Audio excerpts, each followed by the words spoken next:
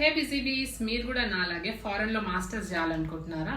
Okay, then ఫారెన్లో masters చేయడానికంటే ముందు first మనకి బాగా రీసెర్చ్ చేయడం అనేది తెలిసి ఉండాలి. ఎలా రీసెర్చ్ చేయాలి? సో ఫస్ట్లీ ఏ కంట్రీ చూస్ చేసుకోవాలి, ఏ మాస్టర్స్ డిగ్రీ చూస్ చేసుకోవాలి అనేది చాలా ఇంపార్టెంట్. సో దీనికి కావాల్సిన కొన్ని కీ ఫ్యాక్టర్స్ అనేవి నేను ఇవాళ మీకు ఎక్స్ప్లెయిన్ చేస్తాను.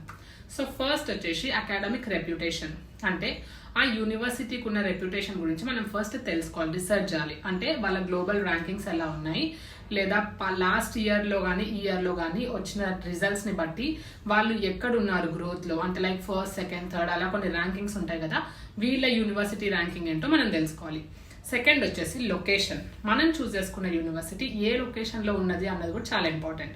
ఎందుకంటే లొకేషన్ని బట్టే కాస్ట్ ఆఫ్ లివింగ్ అనేది ఉంటుంది. దానివల్ల మనకి చాలా ఎఫెక్ట్ అవుతుంది ఫైనాన్షియల్గా.